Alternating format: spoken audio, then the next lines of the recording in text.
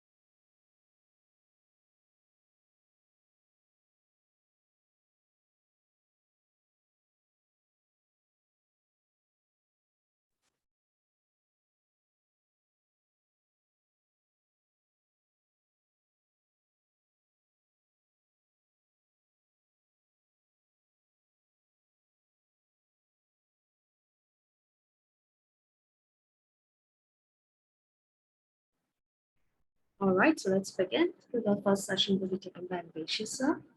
So Anveshi sir, now you can continue. All right. Thanks, Ria. Thanks. So yeah, great. Let's kickstart this whole boot camp for the month of September. And I think what we will, of course, do in this session is use this as an opportunity to level set all of our knowledge, in the sense that there's different people that introduce themselves the other day on the call. And so there are people from diverse backgrounds, diverse experience, very, very varying kind of work assignments that they have done. So in that context, what we'll try to do is, like I said, level set. At the same time, I think what we will also attempt to do is to make sure that we understand the larger picture of where ESG comes into play. Not just being very specifically focused on the E, which is what typically happens a lot, the environment, but also look at it from a broader perspective and see why is it relevant for us to kind of give it a holistic view. With that said, I will start sharing my screen. Let me know when you see my screen.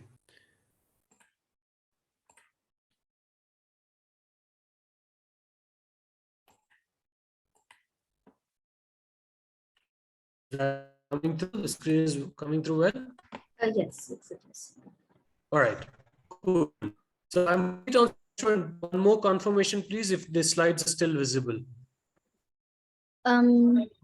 Yeah, it is visible now. Perfect. Okay, cool. So I'm going to just quickly start with what we are here for, which we're calling this the introductory, which is, of course, the fact that there's 9 sessions lined up in this boot camp, and this was kind of getting us going on that journey. So we're calling this the introductory. What we'll, like I said, do is break down the whole concept of ESG and see how it is relevant in the larger context. So that's the idea there. To introduce myself, I think I'm the CEO of this organization called Quest Sustainable Solutions. You can look me up later on LinkedIn or otherwise. We could connect there as well. But let's get started with the conversation. Now, why do we want to break down ESG? It's essentially because, to begin with, the whole concept of ESG is something that's been around for quite a while. When I say quite a while, I'm easily talking about a couple of decades, if not more. So is the case with the word sustainability. And today, I would say there are times when these both are used synonymously. There are times when people say sustainability is what was there. We are moving towards ESG. There are times when ESG is something that has been around. So now we have to look at sustainability holistically. So there are different ways that things are put around. But to break down, let's get this word called sustainability. So I did a simple Google search, right? I just on Google typed sustainability meaning, which is, of course, to see the meaning of sustainability. And this is the first thing that it threw at me. What did it say? It's a couple of things. Sustainability means a couple of things. It says the ability to be maintained at a certain rate or level. Fairly generic, I would say. It says anything that can be sustained in the literal meaning of the word English is what we're talking about. So sustaining things at a certain level, keep maintaining things at a certain level is what it's saying. Then there's this other definition, which is about avoiding the depletion of natural resources in order to maintain what is an ecological balance. Again, you would clearly observe that this one has got a lot to do with what we are calling environmental sustainability. Today, sustainability is almost synonymously mentioned as environmental consciousness, carbon emission reduction, global warming, etc. But there is also a larger context to sustainability, and that's what I am trying to emphasize here. So I believe a lot of us would have come up with this earlier, or rather would have consciously been aware of this, but it's important to kind of start on that note. Why is it important? Because what sustainability means depends a lot on the context in which it is used. The word sustainability, when you use it in different contexts, it could mean differently. Of course, for this audience that we are in this call, we are all talking about sustainability from a planet perspective. Now, I'll get to that in a little more detail. But if you also look at the fact that you are in this course to build your own career profiles for this sector, for the corporate sustainability space, you definitely would want to be aware that sustainability in the corporate context should be a lot holistic. And why should it be a lot holistic? Because that's ideally when you are looking at things from a systems perspective. I believe we are aware of what I mean by systems perspective. So we don't really become unidimensional in our approach. We don't really become very narrowly focused on one aspect of sustainability like this one on environmental, but be a lot more holistic so that you are aware of your decisions that you're making and the impact that it will have in the broader ecosystem. And that's the idea there. So references to sustainability and your thinking, your processes of how you go about identifying what is sustainable and what is not should be a lot holistic. And that's the message there. With that said, now I'm going to kind of keep the conversation going, and not in a monologue way, but I want us to kind of open up our own mics. And I don't know if Pratiksha mics can be opened or if they can do a chat window, but I want some of these things to come from you. What do you think we're talking about when we say sustainability in the corporate context? What are we talking about there? What do you think we're talking about? And I'm looking for one-word answers here. So if I say sustainability is a lot more holistic, it need not just be about the environment, need not just be, it could always be, but it need not just be about it. What else are we referring to? Any answers there? Someone said ESG, equal opportunity, equal share. I like that. Yeah. Sustainable of the enterprise. Sorry? Long-term viability of the enterprise. Long-term viability of the enterprise, the functioning of the enterprise in the long run. Yeah. Continuous growth. Yes, very much. Holistic risk mitigation. Nice. Yeah. And in a way that we say for the future value creation. Yeah. Keep going.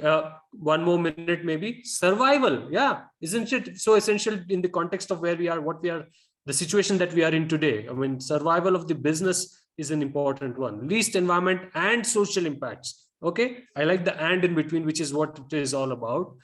The going concern, is it really a going concern? Is the company ending up becoming a going concern, which is not what we want, of course.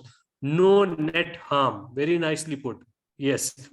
Reduction in wastage. So clearly, I think we sense the fact that there's a varying way to look at things. And I'm sure the list is going to be a lot more as we keep thinking about it.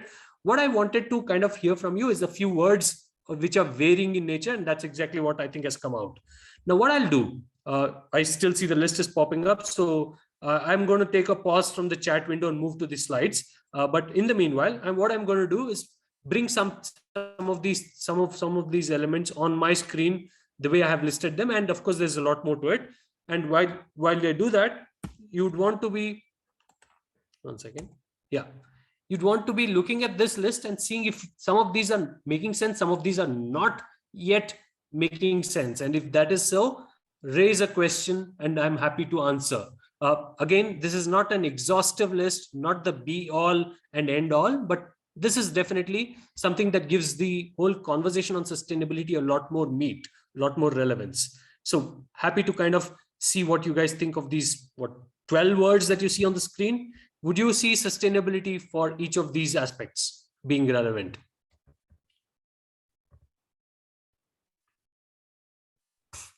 Can you explain like how relationships and social fabric are relevant to sustainability?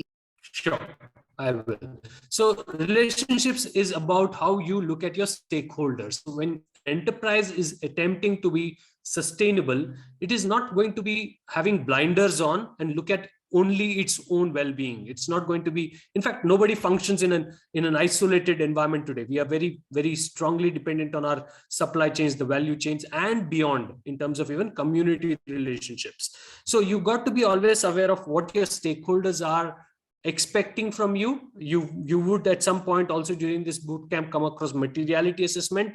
That is again a point where stakeholder conversations and how you identify topics that are important, significant for the stakeholders will be given due consideration when it comes to evolving the ideas and initiatives that the corporate will take up. And that's the aspect of relationships, stakeholder. And on the same lines, extending it a step further is the social fabric. Two ways: internal social fabric and external. Internal because your employees also are looking at the culture of the organization. The culture of the organization is something that they are also imbibing in the way they are operating day in, day out. If you're only doing lip service, saying sustainability, ESG, zero, but not necessarily putting it to practice on a daily basis, right inside your operations, the impressions that people carry back are not going to be aligned with the way you're projecting yourself to the world. That's internal. Again, if you look at the external social fabric, you're talking of community well-being and how you're addressing that. How are you making sure that your social aspect of ESG is getting its due credit, whether it is about well-being of communities, whether it is about safety and security of folks around, everything on those lines is what we're talking of on social fabric.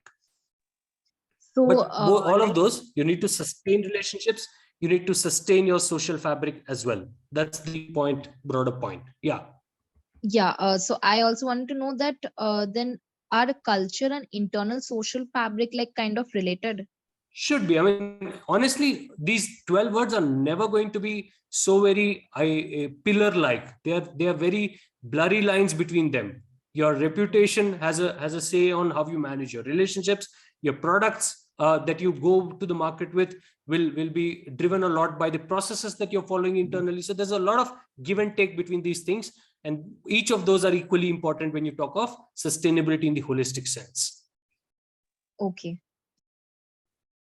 Right. And you clearly, all of you all would notice that I've left the list exhaustively open with those 3 dots towards the end, because there's a lot more. But at least this gives you a sense that it's not E of the environment only. Of course, the environment is key, and which is why some of these things are still there, nature and all of it, including your products in the footprint and all of it. But being broad-eyed and broad-minded is what is important. Anvesh sir, how do you explain intelligence as a part of sustainability?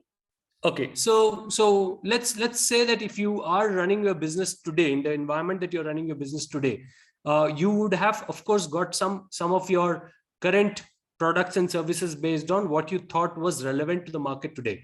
But the rapid evolution of the market means that you got to be on the top of your game on a fairly regular basis. What is relevant today, 4 months down, 3 months down, it could lose its relevance, not necessarily completely lose it, but it could become irrelevant in a longer run. But the point is, your innovation ecosystem internally, your intelligence that you have internally, your insights that you're getting from the market should all be constantly driving your decisions on what is it that you want to do with your portfolio, the products and services portfolio.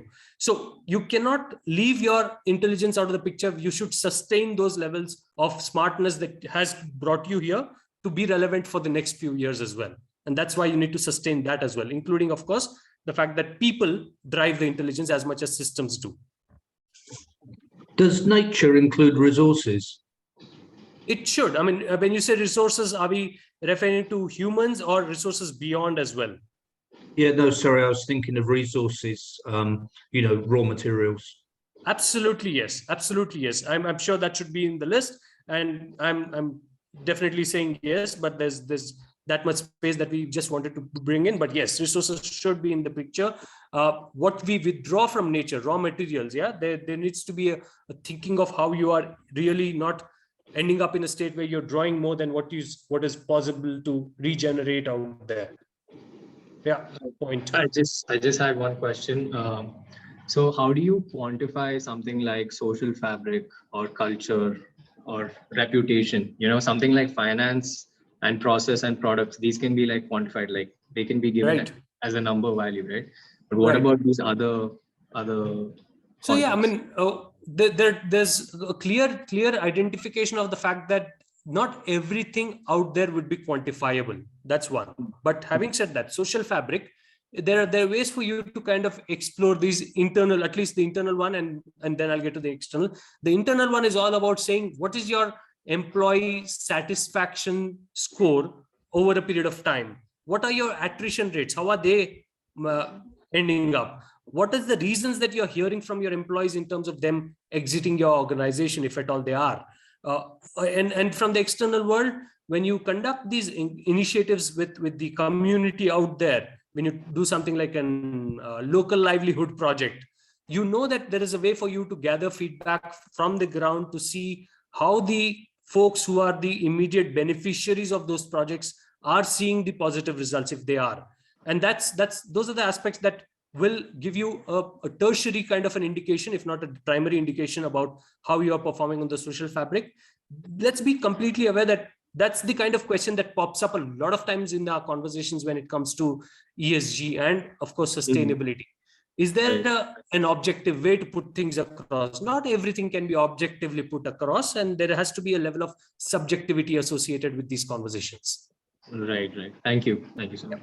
Anveshi, Mm-hmm. I have a question with regarding to the services. So how to sustain the services?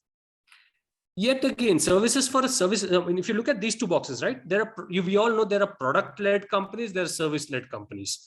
The only reason we put this out there is because we don't want to be narrowly looking at only the physicality of the deliverable or the offering out there. There's also a lot of services, financial services, media services, internet services, tech services. So we're talking of all of those. So you need to be considerate about how you want to kind of call out your services. Today, if AWS I don't know if any of you guys have been to the AWS console and do you use one of their services, but what I've noticed clearly is that if you use one of their servers to host any of your apps, today they are clearly telling you on your dashboard what is your footprint, because you're using a certain type of server from their side for the cloud environment, of course.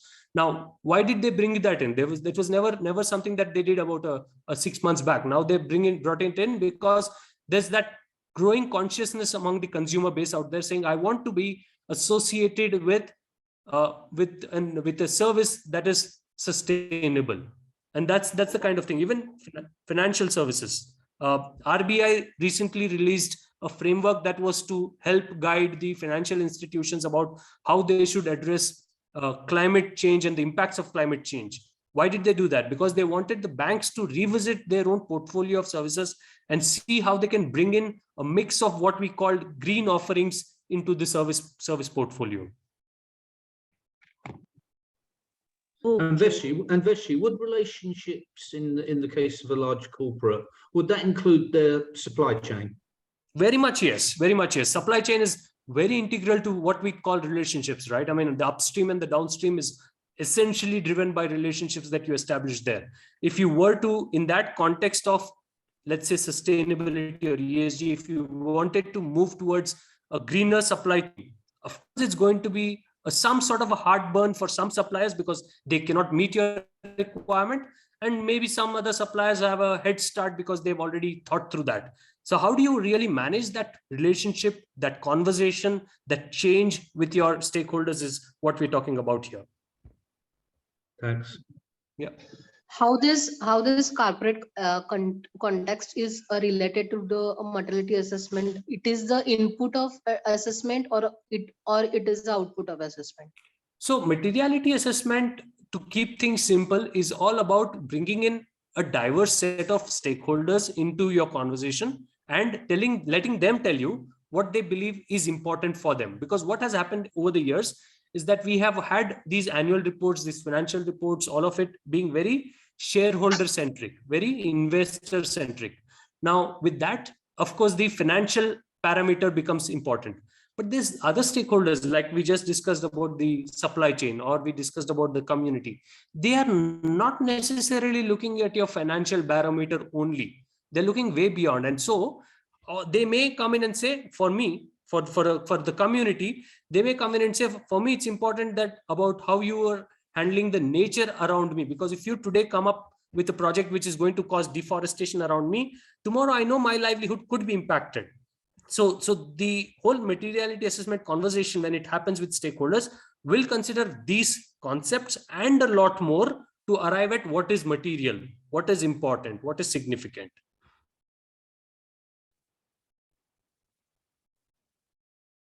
Hello. Right? Can you elaborate what culture is here? So today, if you look at what's happening with a lot of corporates, they have announced net zero. We've all heard of these things, right? Net zero, climate ambitions, climate zero, carbon emission reduction, etc. Now, because they've announced it, of course, what's the next logical thing they would want to do? They would want to start implementing any sort of initiatives or projects to address their emissions and make it as close to zero as possible in the roadmap that they have. In the process of doing that, they will, of course, look at the fact that they should implement these projects in a phased manner, periodic manner. Now, this decade that we are currently in is being called the decisive decade, the decade of action. So because of the amount of focus and scrutiny today, a lot of companies, unfortunately, I would say, are ending up doing projects that are not necessarily planned well enough in terms of the true impact they leave behind. Okay, that's one part. Having said that, if you were to be also implementing projects that were planned well enough, tomorrow, now these could be projects that are internal in nature. These could be projects that are about reduction of emissions inside your own operations. If you have planned projects that are about emission reduction inside your operations, you would want that project to be well received, well adopted, well used by your employees. Now, how will that happen? If the employees are not sensitive to the whole concept, the funda of why sustainability, they would not warm up to the matter at all. We want them to warm up to the matter. We want them to be sensitive to the matter. And that is where you need to also see how you address your organization's culture, the enterprise culture, in a manner that you are accommodating these newer demands that are coming out of the ESG horizon. So the cultural shift has to happen inside the organization. This is all about the DNA of the organization here.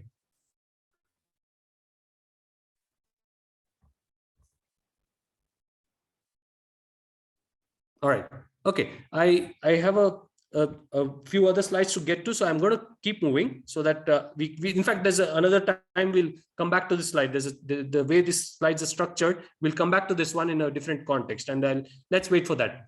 Here's an opportunity for us to take things forward, and what we'll do is now we'll look at ESG like we've always heard of them, and try to see what we understand of these terms in the process. Hopefully, we'll walk back at the end of this particular slide that I'm painting in front of you. We walk back with a clearer understanding, if not a sharper understanding of ESG. Let's see what we do. So what I've got is a circle which says environmental, and I've got a bunch of icons around it. I'm going to place my cursor around each of them, and I want you to kind of quickly tell me in one word, what do you think that icon represents? Forest. Okay. One more word quickly. What else could it be? Biodiversity. Biodiversity, fine. Forest, biodiversity, great. Fauna, I heard. Yeah, I think we're getting there. No, this is not too different from what we just, sorry, somebody said something. No? Ecosystems. Yeah, the natural ecosystems. In fact, talking of ecosystems, it'll be interesting for a few of you, because I heard the other day when you guys introduced that some of you come from a wildlife kind of study background. there's this initiative that's going on called the UN Decade on Ecosystem Restoration. If you guys haven't heard of it, I would urge you to go to Google, search it out, and there's a very nice website that gives you enough details. This whole decade is being spent by UN on what is being called ecosystem restoration. They've identified 8 natural ecosystems in which they want to focus. But anyways, that's the broader picture of what we clearly know we're talking about when it comes to environment. What do you think this is about, and what is it doing under the environment domain? Recycling. Yeah, So very Circular economy. circular economy, recycling, exactly. Assessments. Yeah. So we're talking of all of those things. And do you think that's important when it comes to environmental? Essentially, how we manage our waste, including whatever types waste, dry plastic waste, etc. It's important, don't we think so? Yeah. Okay. So let's go to the next one. What do you think this one is telling you? Rise of temperature, global warming. At the end of the day, we are trying to address one big challenge, right? Global warming, and the demand today is to get this whole conversation to tie into the 1.5 degrees centigrade hike at the maximum, so that we are all having a little more pleasant times around us than where we could be otherwise. So yeah, that's essentially talking about global warming and the temperature rise associated with it. Again, an important aspect of what we call environmental. Moving on. Water sustenance. Water. Did I hear you say water? Water sustenance. Yeah. I hear some background noise. Somebody may have to mute themselves. But yeah, this is water. You're right. Of course, again, going back to the fact that environment isn't only about carbon footprint, isn't only about emissions. There are various diverse aspects that you need to still be aware of, including what we just referred to as water. Very important fact that this is a natural resource. It's a depleting natural resource because of the demands that we are placing on the water availability today. So yes, that's what we're talking of. What do you think we're moving on to? Sir, birds, animals, birds. Peace. Yeah, Twitter. animals, birds, Flora. biodiversity, flora, fauna. Essentially, the fact that there's more to nature that we have to also consider. So today, again going back to a fact that I think you'd be interesting for a few of you. Today, if you know that TCFD is something you may have heard of. It's of course Task Force for Climate-related Financial Disclosures, tying climate with what we call financial numbers. Somebody asked me earlier in the call, how do you put a KPI on an objective way to measure things? So that's the objective that TCFD broadly tries to achieve with the climate-related aspects. At the same time, last year, about this time last year, the same organization that has been working on TCFD announced something called TNFD. And this is, of course, replacing the word climate with nature, Task Force for Nature-related Financial Disclosures. Now, why did nature come into picture? Because of the growing observation that if you only primarily start focusing on climate change and not give due credibility to the fact that we are also losing out on different species and biodiversity, you may not be doing justice to the whole ecosystem around you. And that's why these are coming into conversation as well when it comes to environmental, right? So that's the other thing that you may want to know. And the last one here, what do you think that's referring to? Pollution caused by Air factories. pollution. Greenhouse gas. Pollution, Greenhouse gas. emissions. Yeah. I mean, the most obvious thing that one would think of, first things first, when it comes to environmental is, of course, carbon emissions, GHG emissions, air pollution, footprint, and things of that nature. So I think broadly, we clearly know that we know what we are talking about in these different aspects on E. Let's move a step ahead. Social. I've got, again, I think 6 icons out here. I'm going to put my cursor next to it and tell me what you think of this. Equality. Fair enough. Nice. Equality. What else? Gender equality. Nice. Okay. Diversity. Economy. Diversity and inclusion. Yeah. Diversity, equality. Those are the words. I mean, I don't know if you're able to see this very clearly, but of course, there's a mix of gender that you have in there. But that's the point, right? Again, as much as social will be about what you're doing for the community, it's important to also consider the fact that you are equally considerate of the various subsections in the social fabric. And that's where the equality aspect comes in, whether it is about gender, whether it is about the LGBTQs, whether it's about the races and ethnicity, all of those aspects, right? You got to be considerate of those aspects. I'll move a step further. What are you talking about here? Good health. Sorry, good health. Harmony. Did I say? Harmony. I like that. Wages. Equal wages. Yeah. Yeah. Well-being. Well-being. Yeah, we're talking of different things here. Harmony, well-being, health. I think those are the aspects. It's essentially a representation of care. And under that umbrella comes a lot of things, right? Whatever you just said. So that's the idea here. Again, when it comes to social, you're being a lot more, you're kind of upping your emotional quotient, so to say, to make sure that you are able to cater to the social demands of the ESG. And that's exactly what we're talking about here, right? You got to be very sensitive and emotionally connected on that subject. I'll move on. What is this one talking to you? Communities. Absolutely, spot on. That's the word, right? We're talking of community, livelihoods, and well-being within those communities. And in most cases, in this case, I would say, we are referring to communities that are not necessarily well-resourced, well-equipped. And how do you consider them in the equation of your ESG is important, right? So that's the communities. I'm going to put my cursor here, and I don't know if it's clear, but what I've got here is that like kind of a button, the heart kind of an emoji here, and there's some buildings. What do you think I'm referring to here? Harmony. Infrastructure. Infrastructure, okay, not really there. In Culture, terms of social and communication, culture to social. Culture, Harmony. okay, nice. Affordable housing. Is it city? Sorry? communication, Cities? Yeah. What did I hear last? Affordable Communication, housing. did someone say? Yes, I said Yeah. communication. So it's that. It's essentially about social interaction, right? It's not only about saying all of these empathy related aspects, also about saying how do you establish the social interaction between the people out there, right? It's important to kind of make that happen. As much as it's important to have all of these other things happen, social interaction is important, whether it is about networking online, digitally, offline, physically, whichever way. The interaction piece is what we're talking about, right? Moving on quickly. Education. Quality education. Yeah. Education. And we believe, we are all, I'm hopefully aware that that's honestly the basis on which we can have enough hope to pull off what we are calling on social, especially in the broader sense on the ESG as well.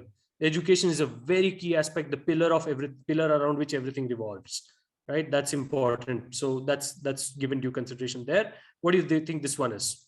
Women empowerment.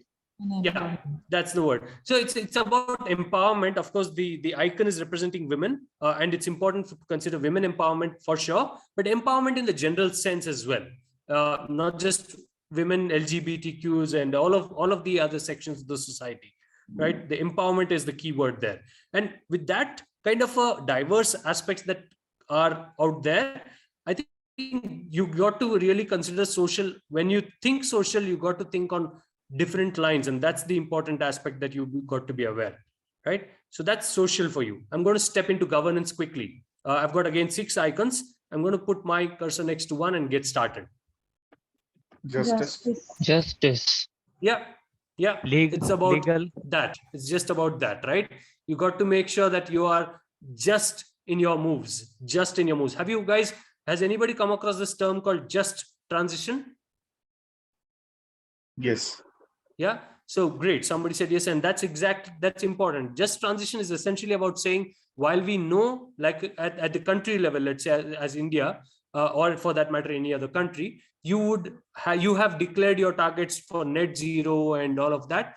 You will, of course, cut down on your coal-related, fossil fuel-related projects, emissions, and you will move towards the greener projects.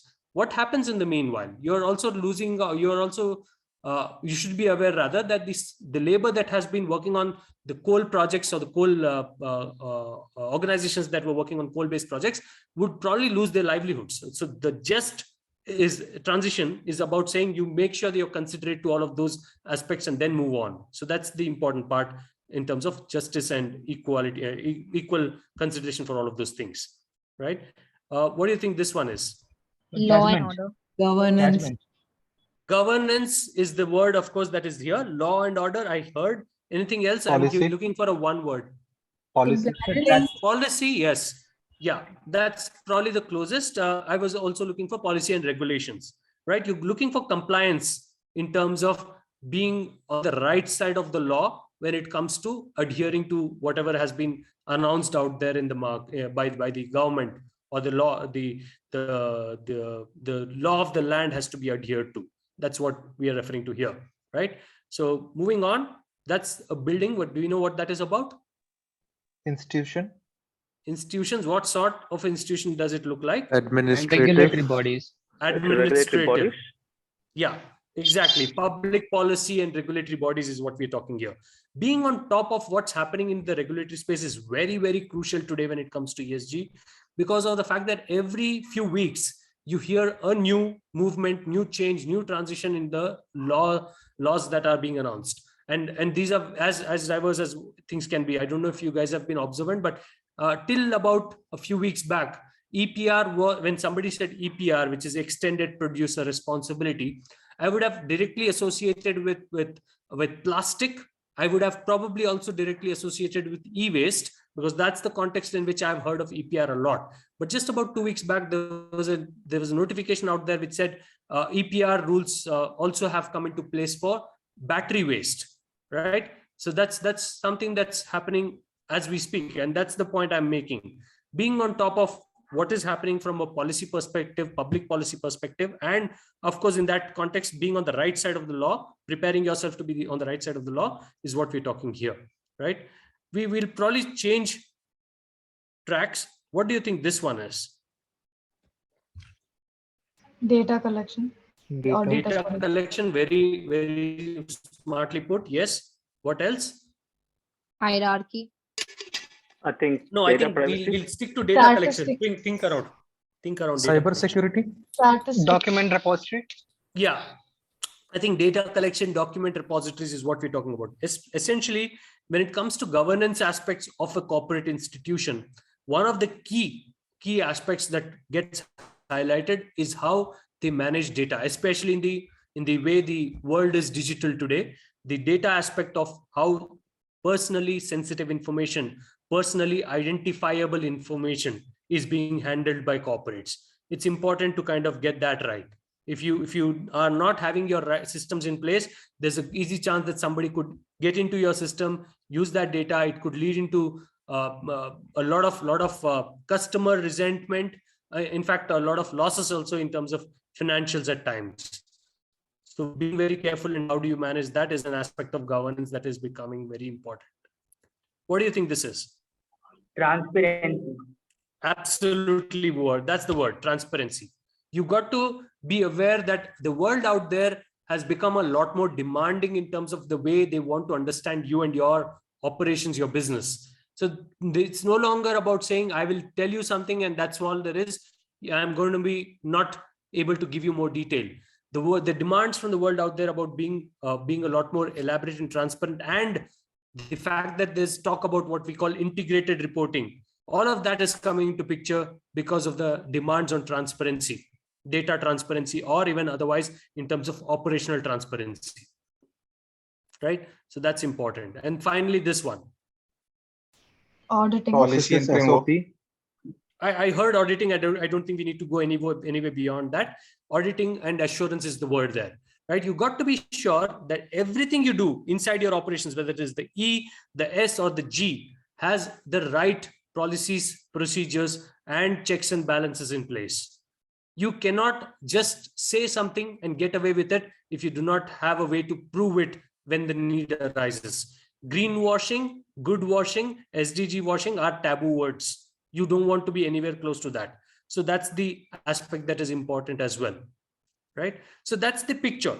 Do we have a sense of the holistic aspects of ESG with that picture.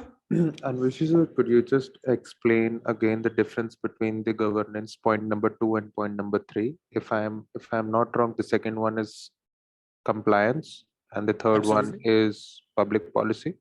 Yeah, so compliance happens, of course, in alignment with public policy, but the picture here is about saying the policy shifts is something that you are expected to, as a corporate, to be constantly aware and vigilant of. You need to be constantly vigilant of what's shifting, what's changing out there, right? And at the same time, once you know what's happening out there, being able to comply is what we're talking about here.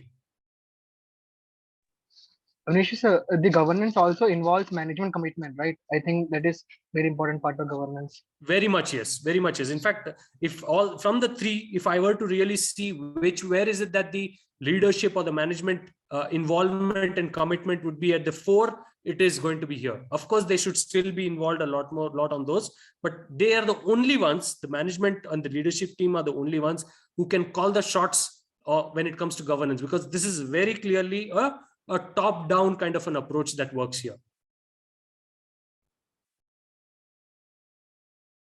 Right? And sir, Yeah. how does governance work in case of companies that are in tech industries that are maybe involved in coming up with new technologies that are not like those consequences are not yet known of? Yeah. For example, AI or crypto, because policies are very slow at coming Absolutely. to these technologies. Yeah. So, yeah. So I think we're seeing that just because you brought out crypto, I would say we're seeing the fact that the regulations followed later than the business innovation happened. And so unfortunately, so I would say there's speed breakers that have come up on the whole idea or the business models around crypto. Now that's of course an aspect that will keep happening. And there's no way to call it out. There's no way to address that. All that you can do is kind of also anticipate what's coming your way, and possibly there's another way to do it is to kind of engage yourself with the policy makers. And we hear of words that are not so pleasant to listen to, but we hear of words like lobbying. We hear of words like working with policymakers to kind of shape policies. Those are the ways that I think you can influence the decisions in a manner that you know that you're at least cushioning your own business models from the law changes that could happen there. Having said that, it's a very dicey kind of a path to walk on. There's no straightforward answer to that.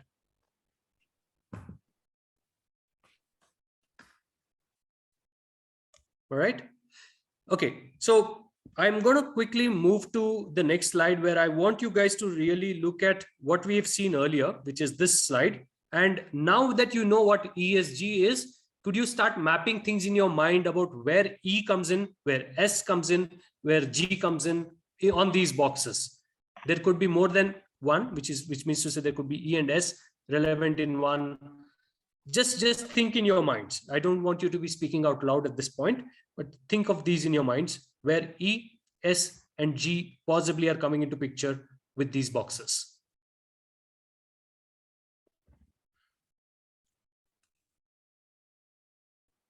All right. Now what I'll do is I'm going to bring it up on your screen about how ESG mapping has been done at this slide as I put these slides together.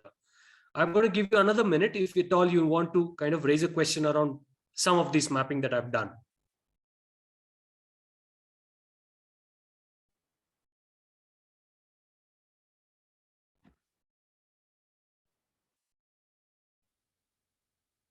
All right. So I believe anyways, the slides will come to you. You have access to the slides. You have ample time to look at these at your leisure time. And then if you have any question, you don't think you are able to figure out a relationship, please bring it out and we can discuss as well. Right.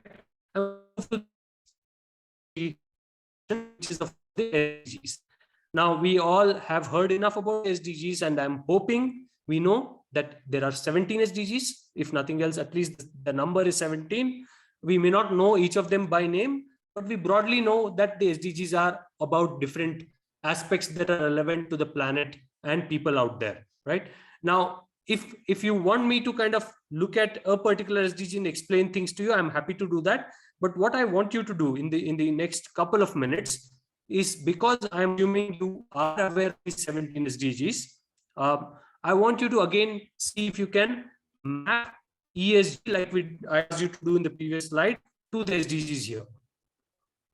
Where is the E? Where is the S? Where is the G?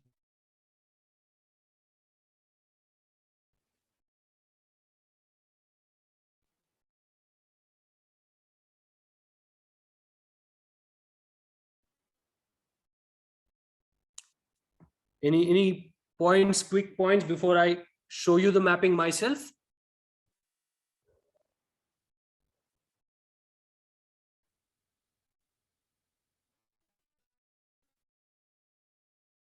All right, so we'll go to the mapping way it is done. So the reason I think this is important is because why are the corporates being told to look at their ESG performance or the sustainability aspects? Because of the fact that there is that growing need, immediate need to address some of the challenges out there. And the challenge is not, let me be very clear, is not only about climate change, not only about this goal 13. There's about all these different goals, different challenges that are out there in the world, and how do we address them in a manner that's now, if you are looking at ESG internally within your corporate, you should be able to, in some way, shape or form, tie them to what are called the SDG goals, and also the SDG, each goal has a target and an indicator. If you go through the SDG literature, are you able to narrow it down to that? Are you able to really narrow it down to that project that you did? You're doing a certain project in your organization today to address your ESG agenda. In that process, are you able to narrow it down to how it contributes to the goals and targets and indicators that are associated with 17 icons? That's important, and that's why the mapping of the ESG at a broader level is an important aspect of understanding SDG. I want you guys to confirm if there is clarity on what I just mentioned. These last few minutes of what we spoke will be as we go into the next slide, where you will do a task at your end.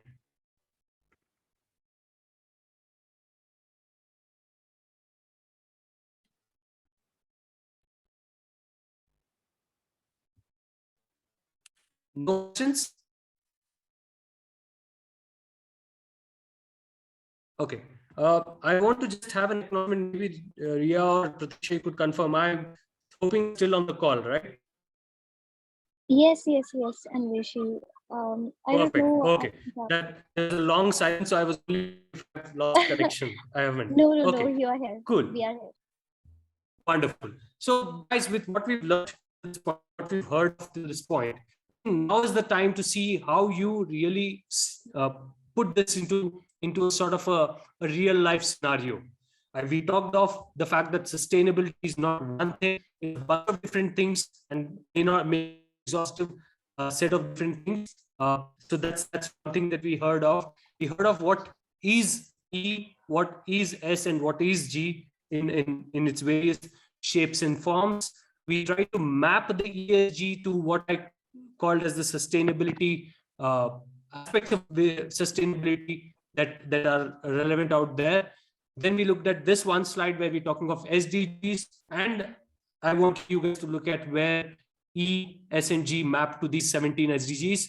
With that kind of an understanding that I'm hoping you gathered, it's a good opportunity for us to kind of step forward into what I would call a breakout room activity. So what I have you guys do, and Sir, your voice is breaking. Sure. Okay. Go on. Somebody said they have a doubt. Yeah, this quality education is under environment.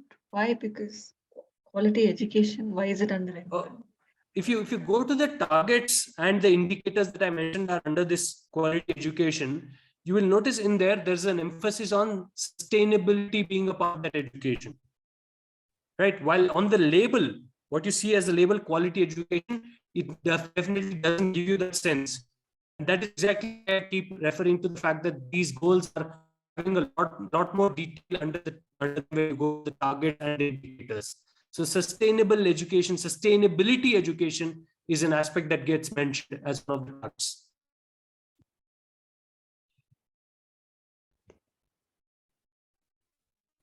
And why poverty is environment part in it? When it comes to poverty, the way they see a poverty alleviation happening, poverty, hopefully poverty eradication happening, is when they move to what we are calling communities that are sustainable. And that is again an aspect that brings the sustainability, which is all going to be relevant when you look at the targets and the indicators. So sustainable communities is one way to make poverty kind of come down, plus hopefully disappear. And because of that very reason, while S is the core part, clearly S is the core part of that particular goal, E is still a prominent one. You cannot leave communities in environment polluted, so to say, whether it's water pollution, whether it's air pollution, things of that nature.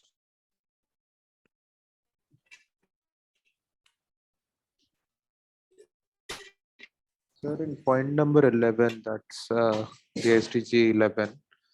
Do you believe that social governance and also administrative governance plays a role in making cities sustainable?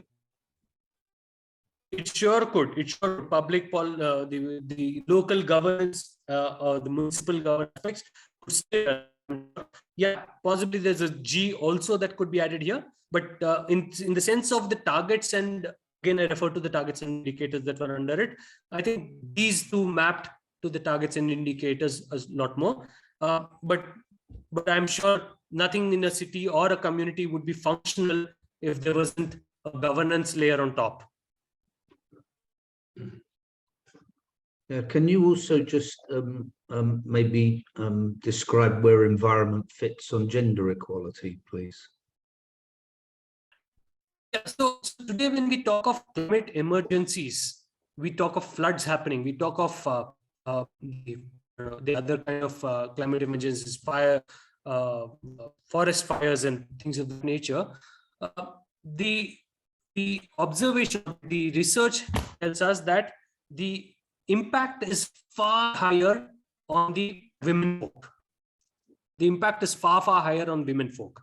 And so when we today build our systems, the resilient systems that we need to build to kind of address the emergencies when they still hit us, we need to be sensitive to that aspect. We need to be aware that the environmental aspect, which is what is driving the emergencies, need to be given due consideration, and at the same time the gender I mentioned in that aspect is given due consideration. Simple example, when floods happen and you know when folk get displaced, they go through a lot of health and hygiene issues than men folk do. And if you hadn't really brought in a consideration of E and anticipated the amount of anticipated the number of sorry times to break you up, but your voice is cracking. I'm not able to hear. Oh, really? Okay. Is it the same with others as well? You're not able to hear? I can hear fine. Yeah, I can Okay. hear, but in like past 10 minutes it was breaking, but now it is clear. Fair enough. Okay. So I'll see what I can do. Honestly, not much that I can do at my end, but let me know if it breaks up, if it all does. So that's the point I was making. Climate emergencies and the impact it leaves on gender.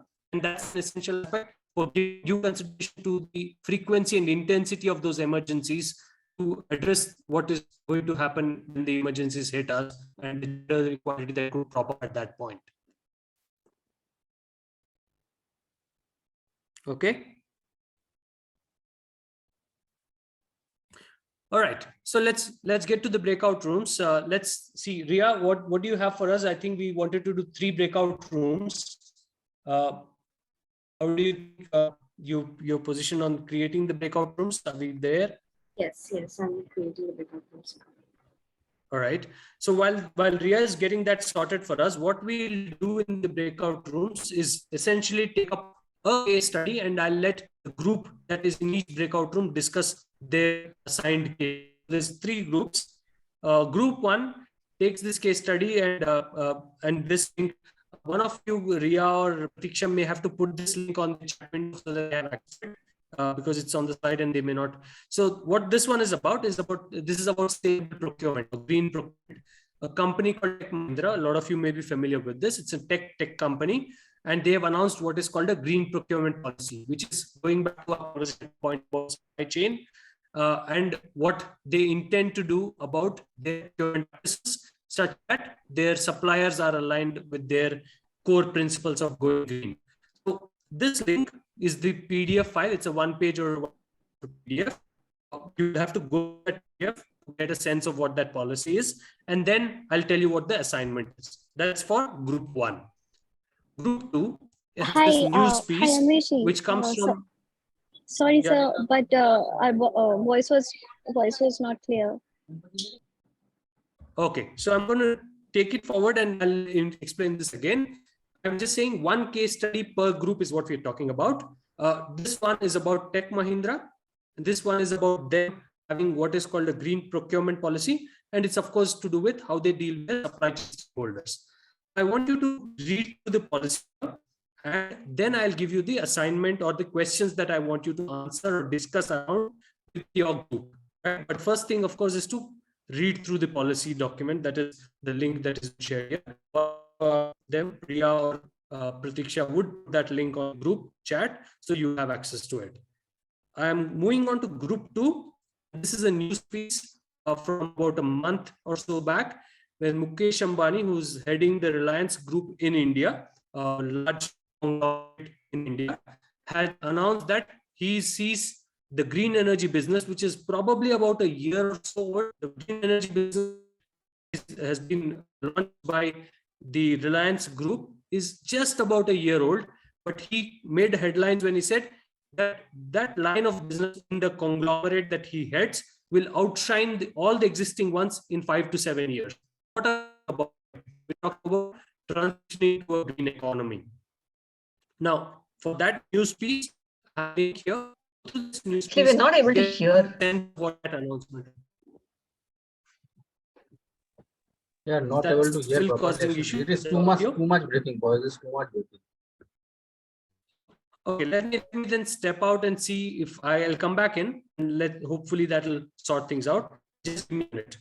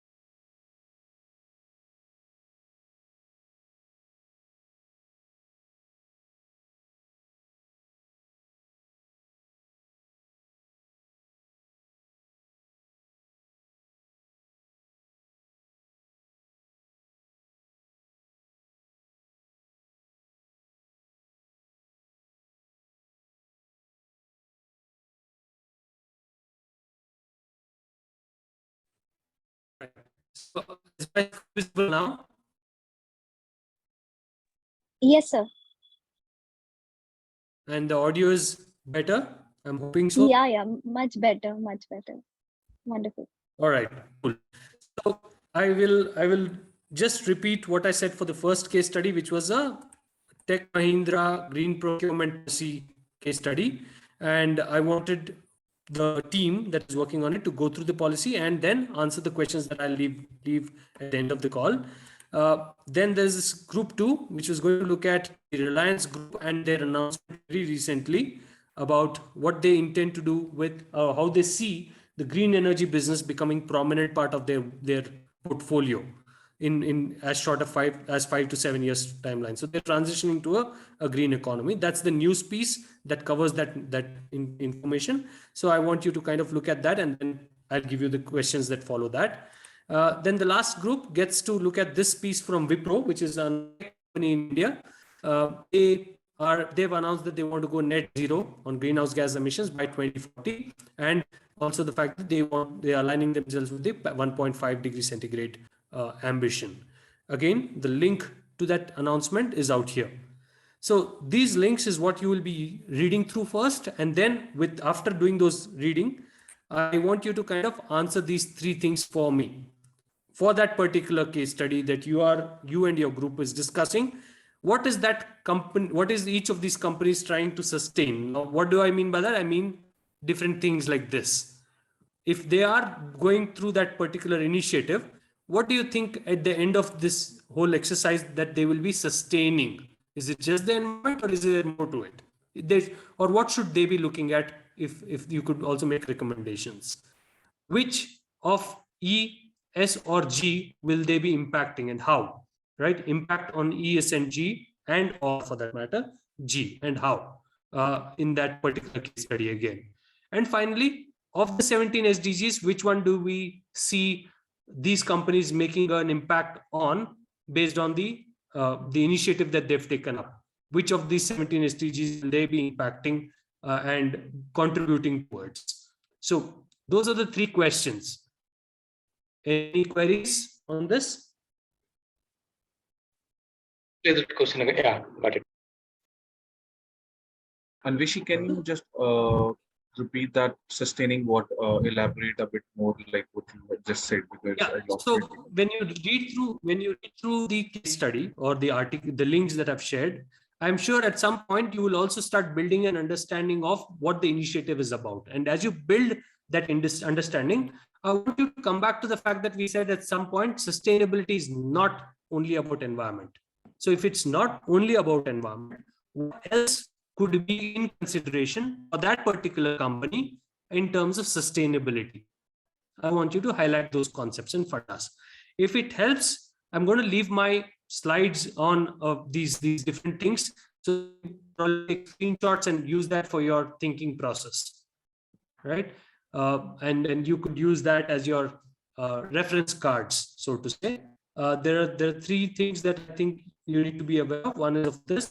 The other is the fact that when it comes to E, S, and G, what are we talking about? We talk of things here. So these as your reference cards, and of course the 17 SDGs. I don't think you need a cue card, so to say, but you know what the 17 SDGs are, and that's the SDGs. And if you want a mapping, there is a set of mapping that you see here, right? Yeah, so that's the task. When the breakout rooms are ready, please let me know, and we could get the participants to move there. Yes, the breakout rooms are ready. So we have created 3 breakout rooms, and their labels likewise depending on which case study they will be looking at. Okay, so shall I open the breakout rooms? There are only 3 breakouts room. Yep. Okay. Yeah, and there will be one person who will be helping you with the case study. One group have a Anveshi, the other group have a Shruti, one group have a Sadvika, so you can take their help as well. There are 3 breakout room, one called sustainable procurement, second group transition to green economy, third group targeting net zero. Okay, thank you so much. Right. So yeah, we could jump into the breakout rooms.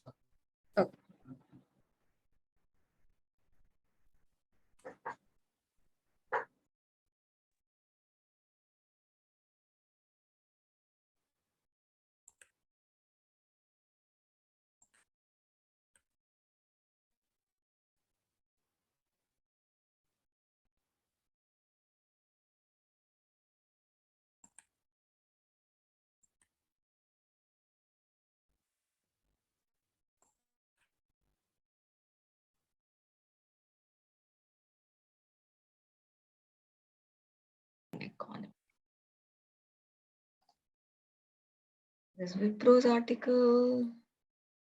Tech I think the Mahindra's last article. link is the The last link. No? Yeah, hi, I'm Stuti. So the last, I'll reshare it if someone can't see, I think.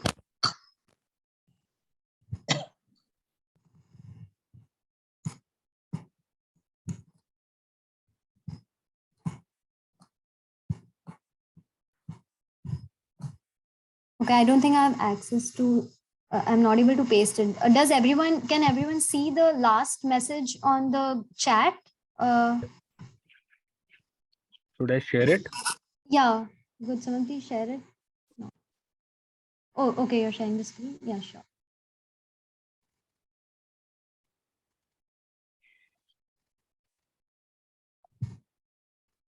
Is visible here?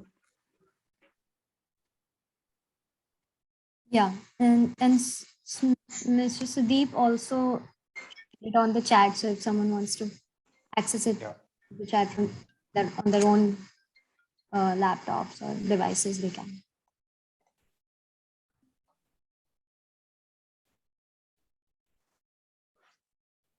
Can someone please explain what the activity is once?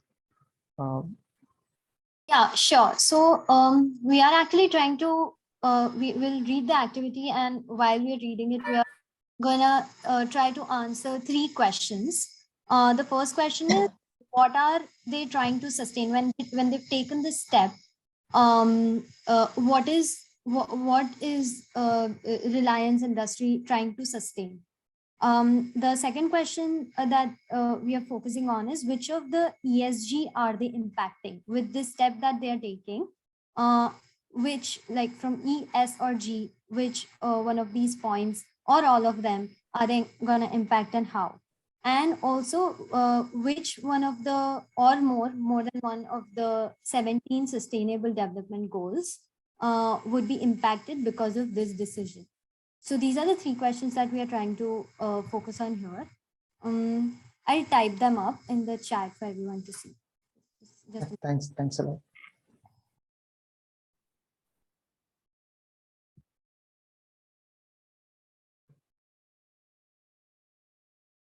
And is there any time limit by the time which how are we planning to do it? Or is everyone going to read and then we discuss and come up with the activity as a whole, or how are we going to do it?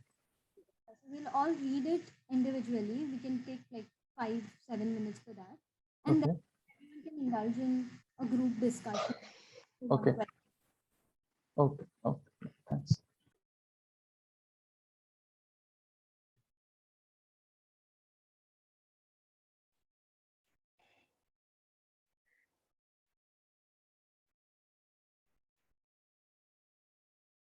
And we are looking at, we are all supposed to look at this as if we are the CSO, Chief Sustainability Officer of the company. So as the CSO of a company, how are we answering this question is what we are trying to focus on.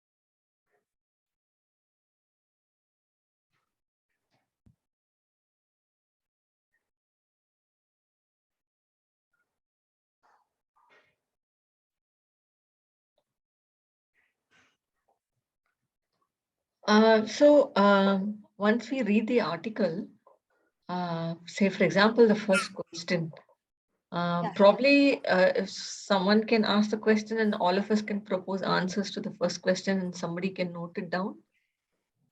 And then the second question, I mean, how are we going to work on these questions? So after everyone is done reading it, we can indulge into a discussion. If you want, we could also, okay, we cannot, is this, yeah, everyone can unmute themselves and discuss on what, for example, the first question is asking, what is this idea trying to sustain? Is it trying to sustain the environment? I mean, I'll leave that up for you to think. But what is this idea? What is this decision trying to sustain in the longer run? And then when we are talking about that question, everyone can unmute themselves and indulge in discussion. And sure, I'll type up the answers on the chat box. Okay, yeah.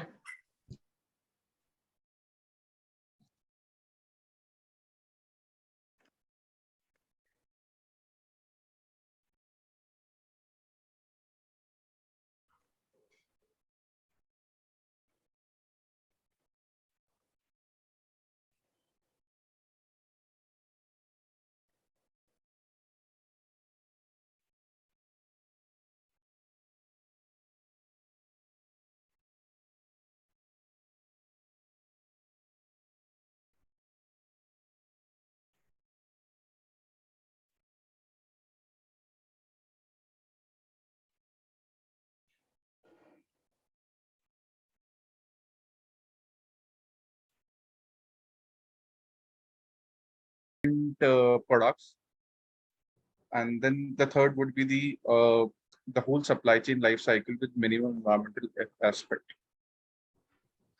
So apart from environment, I believe, right, health and safety, they are also considering this because yes, exactly. Considering the ROHS and all reduction of hazardous substances, they are also focusing on environmental health and safety aspects also, apart from the environment. I would like to add that as a fourth point. I would also And like to add, I financials think also. Financial aspect is also covered there. So focusing on governance as well, because this is a part of good governance practices in Tech Mahindra. So they're making this policy as a part of that good corporate governance. So I feel that they're focusing on governance as well, because this requires all the suppliers to be on the same wavelength. So they're making sure they have all of these policies to make sure that the suppliers are able to follow them on the same sustainable business practices with minimal negative environmental impact. Exactly, and it shows from their commitment statements what they are writing in the policy. Good corporate governance is strengthened by the commitment towards sustainability, and then the decisions on the purchases that are social and environmental responsible. Alongside, I would like to touch upon that scope of this whole policy and green procurement policy. It starts right from impacting all the purchase decisions and procurements by the organization. So financial aspect is also covered into it. So thus it is a comprehensive ESG focus. Yes. It has a full ESG focus. We cannot say that it's Yes. only environmental or social or governance. Yes. I feel that the social aspect is missing though in the policy. Like a bit, it's focusing on the health and safety of employees. But like I have read a lot of ESG activities of companies that also focus on suppliers and the community that they're coming from. Yeah, so, I think you can look in this way, right? Like in social policy, like we care about well-being of the workers and supply chain, right? So like minimal effects on their health is also a part of social aspect. Yes. Yeah, for sure. Yeah, I can it's more about like perception, right? How do you perceive that social aspect? Yeah, it they can be definitely different focus for on different less polluting products, Yeah. things that would affect badly on health. They're trying to reduce that effect. Let's try and connect it with the SDG goals now. So we understood first and third point. So now let's connect on the SDG goals part. So one is on the water side, clean sanitation and water, which actually they're talking about. For example, use products that are water efficient and reduce water usage. So what is that goal number? Like, could we have that if there is a life on land would be be there, and then clean water and sanitization would Clean be water covered. and It is ninth as well, industry, innovation and infrastructure. Yes. So can we just name it all the goal numbers and we will name it so that we are all clear. Okay. Yes. I think it definitely has 3 good health and well-being, 6 Good health, clean water 3. and sanitation. Yeah, Just it's a minute. 3. SDG number 3. Hmm. SDG number 6, clean water and sanitation. Even Yeah. 7. Affordable and clean energy. Utilizing don't clean know. technology and or clean fuels, which is in Yeah. the procurement policy. And a 17 would be there, which is partnership for goals, because their goal is to achieve a green supply chain, green procurement, and then it rightly starts from partnering with the downstream partners who will supply them in align the products aligning with their policy. There is Then it also would nine. very much be SDG 12 because that's responsible consumption and production. Yes. Yes, yes, agreed. And ninth, because they prefer products which are eco-friendly, energy efficient, less polluting, and also encouraging for minimal negative impact on the environment. What is 9 called? Ninth is Industry, innovation and infrastructure. Yeah. I don't know if SDG 8 applies because it talks about decent work and economic growth. I but guess we can apply it because they are talking about safety and healthy Of- health of workplace for the employees. employees. I think these are very vague in terms of how you connect with actual actions, but Decent work can come under this.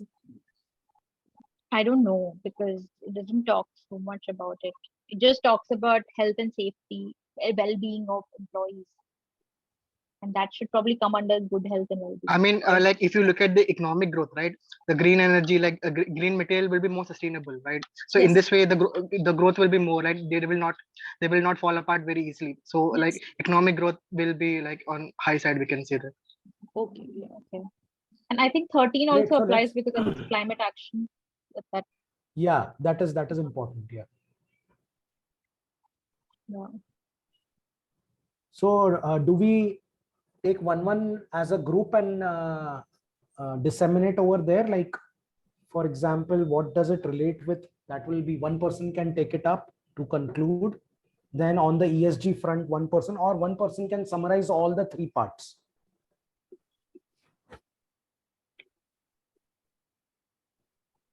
Hey It's better, Sadvika, hi let's- Pratiksha this side. All We are of done, them are Pratiksha. getting, We yeah, are you done. guys are done. Okay. Yeah, we are done. Did you understand the case study, what exactly we Yeah. want from you? Yeah. We understood. thank it you so clearly, much. and we had a discussion and we have formulated our conclusions also. Okay, that's great. Sure then. Thank you so much. Will Ria? Tanvir, why don't I'll- you sum it up while we discuss it at the main forum? So you sum it up on all the 3 action fronts. Sure. I would like, there are a few pointers which I would like to make a note on it. which I you have guys made could notes pick up like, and so one is like, this is about their supply chain practices and procurement. Yes. They're talking about resource efficiency, energy efficiency, best practices in procurement, resource utilization, waste and recycled circular economy principles, and about their purchase policies. And Then- environmental and risk management. Yes. Then it focuses on all 3 aspects of ESG, and there is no one particular aspect which we can focus upon in this policy. And then In addition, you can also add health and safety also. health, safety, and well-being. Yeah. And well-being, that would be covered. And when we look into the SDG front, SDG, it covers SDG front. almost 3, 6, 7. 12, Yeah, 3, 6, 12 7. out of 3, 6, 7, 9, 13, 12, and 17. So these are the 7 goals at least we could highlight. Yeah. All of us. 13 and 19, right? Okay. They are also having value-driven cultural part in that. Yeah, it's interesting that it says remain steadfast in commitment to sustainable, just and equitable society. Doesn't actually say what they're doing about it. Yeah, the finer I detail mean, is that missing. looks- You're that- right. That looks a bit like impact washing to me. Yeah, I mean, at least on the face of the article, it may look so. Again, of course, we're basing our judgment on the news piece that we are reading. We'll have to probably go through what is actually happening right inside that office to figure out if there is some sort of a washing happening there. Yeah, I mean, they need to, I mean, if they're committed to this, then they need to say what the targets are. Right? Absolutely. And this is the kind of demand on transparency that is coming out right now. That's the way that's also something we discussed, transparency. Yeah. And also towards the end of the case, it is written about ecological sustainability and its operations and the way it works. So that will be part of environment and social.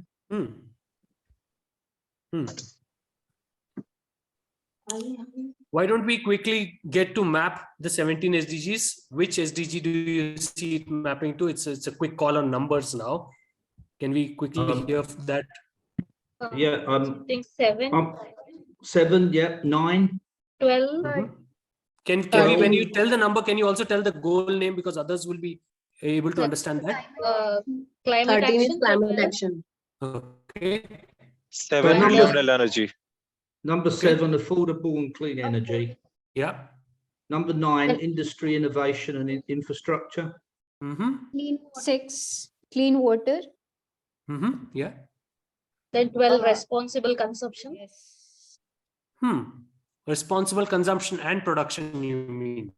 Yeah. Yes. Yeah. 13, Then climate action. number 9, innovation and infrastructure. And 17, partnership, because technologically, 17, partnership, technological partnership, collaboration. Yeah. Number 3, good health and well-being. And Number 11. biodiversity. 14 and 15. And 15, biodiversity, so life on land and even clean water, so life below water. Number 11, sustainable cities and communities. And How does number- that come in, Karanbir? So basically, industrial areas are part of the city space. So the emissions will be leading on to a common space. True. And 12 also has responsible consumption and production. Yeah.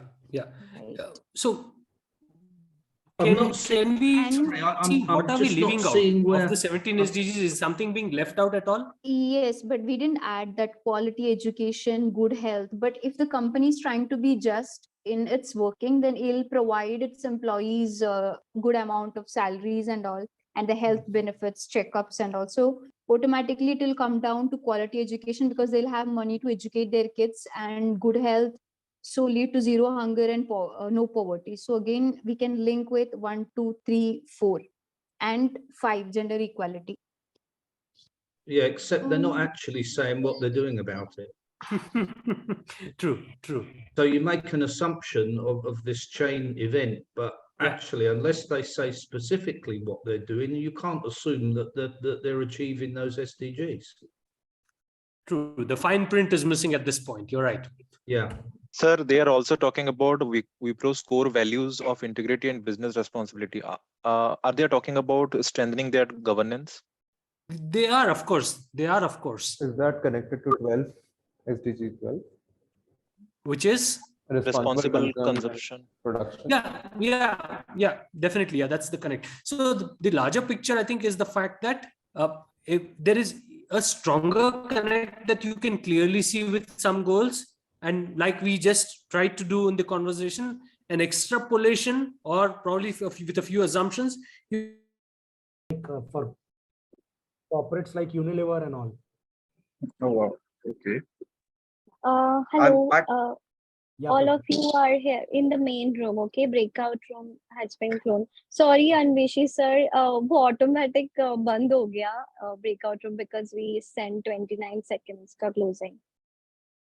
Because we have 4 minutes left, or 3 minutes left to So close we were anyways closing in the breakout room 3. I don't know how it was in the other 2, but we were almost closing there. So we How finished was it? practically 5 minutes back, and then we came back to the room from Lovely. group 1. Lovely. Awesome. So we can do the conclusions and inferences of the case study right away. I think it'll take us a lot more time to get to that. What we would probably do is keep that for maybe the next session when we connect again. I'm connecting back on session number 3. we could do a discussion in that if it works. Right? Okay. Till Pratiksha, the time you they can, yeah. Till the time you guys can, like the same rule applies to the other 2 case studies as well. Just go through it, just understand it, because that's what ESG is. That's what you will do in the right, Anveshi. That was they need to understand first. And few of you told me that you need a description of everything, like what comes in environment and social and governance. Anveshi sir and I'll work on it, and we will send you in the PDF format. Right. Okay, thank you. Hello, can I just one question? Yeah. Yeah, the symbols with there was one slide with respect to ESG where all legends or symbols were shown. Can you just map them with text? Yeah, I'll do that. Okay. Yeah. Okay. Okay, guys, 1 minute more left. We are wrapping up on time, and we have joined on time. And that thanks a lot. At 7 o'clock, we got 43 people on board. You guys are really committed to the time. And sure, Anveshi sir, and I'll talk to you again on day 3rd of the session. It's on Saturday, so we'll talk on climate finance and a lot of stuff. He's gonna give you nice understanding of net zero targets and the scope 1, scope 2, scope 3, which is I forgot. Oh god. I think we'll get to that detail when we get there. I think let's leave it okay. there. Okay, thank you so much. Pratiksha, Bye, one everybody. request. Put all the 3 case studies so that it is accessible to all of us, because I really felt tempted to join all the 3 groups. Yeah, actually, so do that not we can- left one group. Be in a one group, because we could not No, segregate. my request is just put all the 3 case studies as accessible to everyone, because we would love to read that. It is accessible. Okay. It is so that we can accessible in work the- tomorrow, because and then again get back when we have the discussion, we have a clear picture what every group is talking about. Sure. I like the enthusiasm. I like Okay, that's amazing, actually. Thank you, sir. Thank you. It was very insightful, especially the activity. Perfect. The assignment for the groups, like how do you find it? Where to find it? Okay, so today Hi, there is are no case. Okay, tell me. Yeah, are we continuing this activity for the next session? Sorry, I may have missed the initial part. I was logged out. So because we didn't complete all the 3 questions in the discussion, so will we be carrying on in the next week?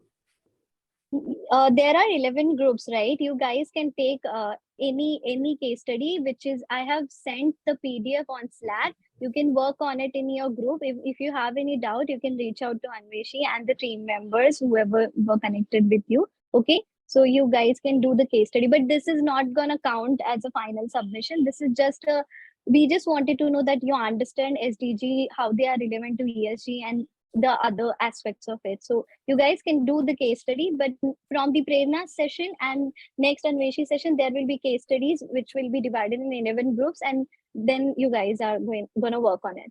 Thank you. Okay. Yeah. Okay, you guys can work. If you want, you can work on any case study by yourself and with the group. Also, this groups that you are breaking up, it's already broken up on Slack, or how do we find our groups? So this 3 groups, it was randomly we are randomly allocated. Anybody can join any group, but the actual group which we have divided, it's in 11 group. You can give your group a name as well.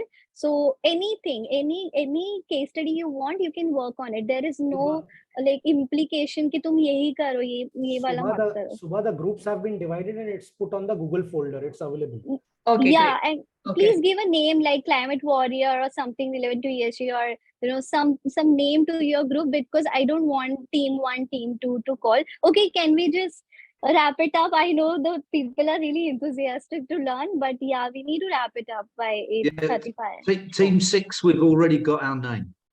It's already up there. Yeah, correct.